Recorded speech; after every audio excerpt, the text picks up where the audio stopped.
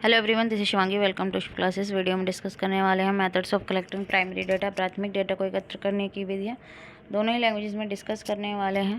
तो चलिए स्टार्ट करते हैं। तो प्राइमरी डेटा सेकेंडरी डेटा के बीच में डिफरेंस मैं आपको समझा चुकी हूँ कि प्राइमरी डेटा क्या होता है, सेकेंडरी डेटा क्या होता है। अब दोनों की विधियाँ जो हैं, मेथड्स जो हैं, वो हम डिस्कस करेंगे। पहले हम प्राइमरी की कर रहे हैं, फिर सेकेंडरी की नेक्स्ट वीडियो में। तो प्राइमरी की पहली है हमारी डायरेक्ट पर्सनल इन्वेस्टिगेशन, प्रत्यक्ष व्यक्तिगत जाँच। इस मेथड के अंदर जो इन्वेस्टिगेटर है, ठीक है, हिंदी में बोलते हैं जो हमारा अन्वेषण, ठीक है। तो यहाँ पे जो अन्वेषक जो होता है, इन्वेस्टिगेटर जो होता है, फर्स्ट हैंड इन्फॉर्मेशन है जो रिस्पोंडेंट से कलेक्ट करता है। भाई जिससे आप डेटा कलेक्ट कर रहे हैं वो आपका रिस्पोंडेंट है, जिससे आप इंटरव्यू ले रहे हैं। तो यहाँ पे वो पर्सनली विजिट करता है रिस्पोंडेंट का और वहाँ से उससे इन्फॉर्मेशन या हम बोले डेटा को कलेक्ट करता है।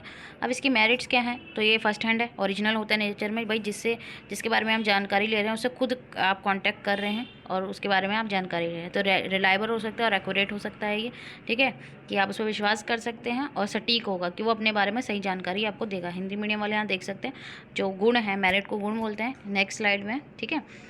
फिर आते हैं इस मेथड के अंदर क्वेश्चन को आप मॉडिफाई कर सकते हैं अकॉर्डिंग टू जो लेवल है रिस्पोंडेंट का या जो अदर सिचुएशन है। भाई आपको लगता है वो किस तरीके से जवाब दे पाएगा, उसकी एजुकेशन कितनी है, आप उससे डायरेक्ट कांटेक्ट कर रहे हो तो आप उस हिसाब से जो है सवाल यहाँ पे बदल सकते हैं, ठीक है, मॉडिफाई कर सकते हैं ताकि उसे ईजिली समझ में आ सके। तो यहाँ पे एडिशनल इन्फॉर्मेशन में आप जब आप उससे खुद कांटेक्ट कर रहे हैं तो उसके बारे में आप और अधिक जानकारी, सिर्फ यही नहीं कि जो आपको रिसर्च में पूछना है, आपका जो डेटा जिसके थ्रू जो मतलब डाटा जिस चीज़ से रिलेटेड आपको कलेक्ट करना है, सिर्फ आप उतनी जानकारी लेंगे, उससे एडिशनल इन्फॉर्मेशन भी आप कलेक्ट कर सकते हैं। और वो जो एडिशनल इन्फॉर्मेशन है वो आपको फ्यूचर इन्वेस्टिगेशन में काम आ सकती है, कि आपको फ्यूचर में कोई और रिसर्च करनी है वहाँ पे काम आ सकती है, ठीक है। ये गुण है, ये जो मैंने अभी आपको समझाया है वही है, ठीक है। हिंदी मीडियम वाले स्टूडेंट यहाँ स्क्रीनशॉट ले सकते हैं। अब बात आते हैं इसके अवगुण की। इसके डिमेरिट्स क्या हैं? सूटेबल नहीं है अगर आपको बहुत बड़ा एरिया कवर करना है, वाइड एरिया कवरेज के लिए सूटेबल नहीं है। आप कितने लोगों के पास जाएंगे, ठीक है। तो टाइम कंज्यूमिंग है, भाई इन्वेस्टिगेटर पर्सनली विजिट कर रहा है, अलग अलग जगहों पे जा रहा है, लोगों से मिल रहा है, इन्फॉर्मेशन कलेक्ट कर रहा है, तो टाइम ज़्यादा लगेगा। एक्सपेंसिव है, आप एक जगह से दूसरी जगह जा रहे हैं, ट्रांसपोर्ट चाहिए, ठीक है। और जब फील्ड बहुत ज़्यादा लार्ज है तो बहुत ज़्यादा जो है एक्सपेंसिव हो सकता है। यहाँ पे आप अगर इस मेथड से आप डाटा कलेक्ट कर रहे हैं तो सब्जेक्ट जो यहाँ पे है वो पर्सनल बायस हो सकता है, कि वो अपने बारे में थोड़ी बहुत गलत इन्फॉर्मेशन यहाँ आपको दे सकता है, ठीक है, जिससे आप डेटा कलेक्ट कर रहे हैं। तो अब आते हैं दूसरे मेथड पे, इनडायरेक्ट ओरल इन्वेस्टिगेशन। तो इस मेथड के अंदर इन्वेस्टिगेटर डायरेक्ट कांटेक्ट नहीं करता उस पर्सन से, ठीक है, जिसके उसको इन्फॉर्मेशन चाहिए, बल्कि वो अदर पर्सन से उसके बारे में जो है रिक्वायर्ड इन्फॉर्मेशन ले लेता है। जैसे आपका कोई नेबर है, ठीक है, आप नहीं हैं, वो आपसे आपके बारे में ना पूछ के आपसे नेबर से पूछ के वो डेटा कलेक्ट कर सकते हैं। यहाँ पे एग्जाम्पल दिया है, collecting data of employees from their superior manager. Employee से ना कांटेक्ट करके जो उनके सुपीरियर और मैनेजर्स हैं उनसे उनके बारे में पूछ लिया। भैया कहीं जॉब करते हैं, एक मैनेजर के अंडर में जैसे 12-13 टीम बना देते हैं, 12-13 एम्प्लॉयज़ हैं, तो एक एम्प्लॉय से कांटेक्ट ना करके डायरेक्ट मैनेजर से कांटेक्ट करा और उनके बारे में जो है डेटा कलेक्ट कर लिया, ठीक है। ये हमारी इंडायरेक्ट ओरल इन्वेस्टिगेशन हो गई। और ये कहाँ पे यूज़ होगी, मैं आपको ओरली बता रही हूँ, जहाँ पे वाइड एरिया हो, भाई वाइड एरिया कवर करना हो, ठीक है, और इसमें लागत कम लग सकती है। यहाँ पे बायसनेस हो सकती है, पक्षपात हो सकता है। इसका गुण ये जो है डीमेरिट, कि भाई मैनेजर जो है जो उसे ज़्यादा पसंद हो एम्प्लॉय, उसके बारे में अच्छी मतलब अब बहुत अच्छा बताए कि भाई मान लो इंक्रीमेंट होना है कि वो बहुत अच्छा काम करता है, ऐसा कुछ भी, और पर्सनल बायस यहाँ पे हो सकता है, ठीक है। फिर आता है इन्फॉर्मेशन फ्रॉम लोकल सोर्स या कॉरेस्पॉन्डेंट। तो इस मेथड के अंदर जो डेटा है, इन्वेस्टिगेशन अपॉइंट करता है कॉरेस्पॉन्डेंट का, लोकल पर्सन को वेरियस प्लेस पे खुद ना जाके गणनक जो है, ठीक है, यहाँ पे भेजता है दूसरे स्थानों पर, जैसे रिपोर्टर होते हैं, ठीक है, अलग अलग स्थानों पर भेजे जाते हैं और वहाँ से वो जो है न्यूज़ को कलेक्ट करते हैं। तो अब यहाँ पे जो अलग अलग जो है कॉरेस्पॉन्डेंट या लोकल पर्सन है जो अलग अलग जगह पे जा रहे हैं, डाटा कलेक्ट करके ला रहे हैं, इन्वेस्टिगेटर को दे रहे हैं, ठीक है, वो उसको फिर फर्निश करते हैं with the help of correspondent.